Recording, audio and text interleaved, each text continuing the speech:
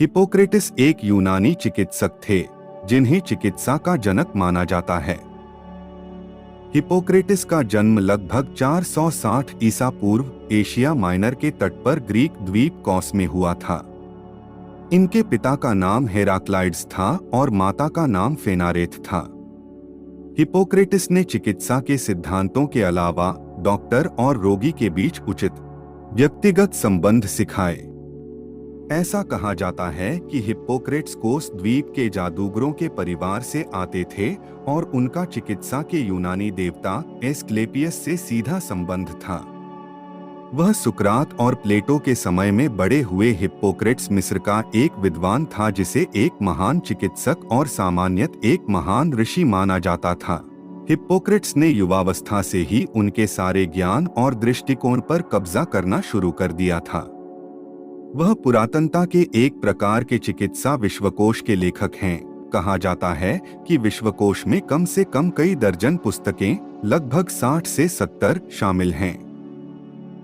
आइए जानते हैं ऐसे महान पुरुष के अनमोल विचार। मरीजों की गलतियों पर भी नजर रखें, जो अक्सर उन्हें बताई गई चीजें लेने के बारे में झूठ बोलने पर मजबूर कर देती हैं। ये जिंदगी बहुत छोटी है और कला सीखने के लिए बहुत ज्यादा समय की जरूरत है। प्रार्थना तो अच्छी है, परंतु देवताओं को पुकारते समय मनुष्य को स्वयं ही हाथ बंटाना चाहिए।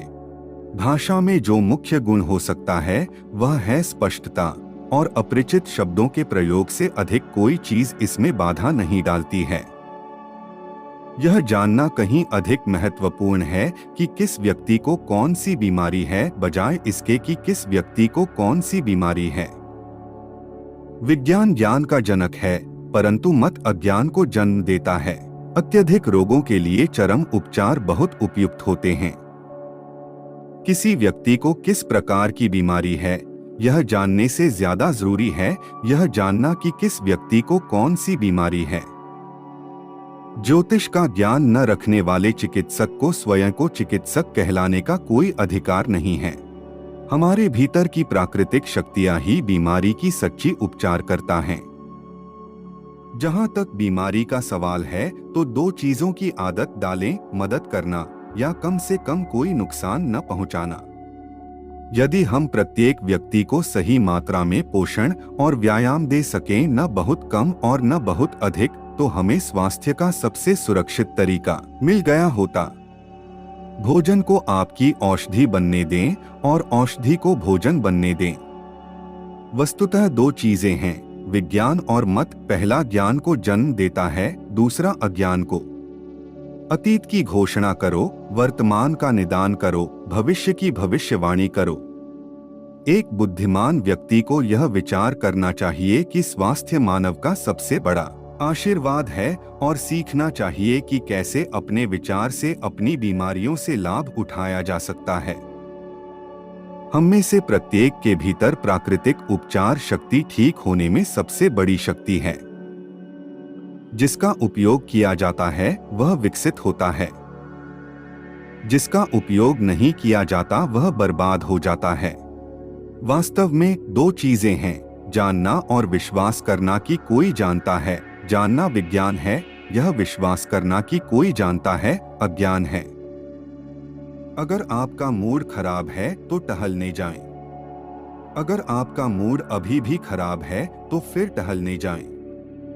हमारे भीतर की प्राकृतिक शक्तियां ही बीमारी की सच्ची उपचार करता हैं। जहां चिकित्सा की कला को प्यार किया जाता है, वहां मानवता को भी प्यार किया जाता है। उपचार समय की बात है, लेकिन कभी कभी यह अवसर की भी बात होती है। किसी को ठीक करने से पहले उससे पूछें कि क्या वह उन चीजों को छोड़ने को तैयार है जो उसे बीमार बनाती हैं। बीमारी एक इकाई नहीं है, बल्कि रोगी के शरीर की उतार चढ़ाव वाली स्थिति है। रोग के तत्व और शरीर की प्राकृतिक स्वउपचार प्रवृत्ति के बीच एक लड़ाई है। जब नींद प्रलाप को समाप्त कर देती है तो यह एक अच्छा लक्षण है। गंभीर बीमारियों में मृत्यु या ठीक होने की भविष्यवाणी करना बिल्कुल सुरक्षित नहीं है। जो दवाएं ठीक नहीं करती वह लाश ठीक कर देगा। जिस चीज को भाला ठीक नहीं करता उसे आग ठीक कर देती है। बीमारियां हम पर अचानक नहीं आती, वे प्रकृति के विरुद्ध छोटे छोटे दैनिक पापों से विकसित हुए हैं। जब पर्याप्त पाप जमा हो जाएंगे तो बीमारियां अचानक प्रकट होंगी। परंतु यदि उन्होंने हर उस चीज को दिव्य कहा जिसे वे नहीं समझते, तो दिव्य चीजों का कोई अंत क्यों नहीं होगा। संकट के बाद बीमारियों में जो कुछ बचता है उससे दोबारा बीमारी उत्पन्न होने की संभावना रहती है।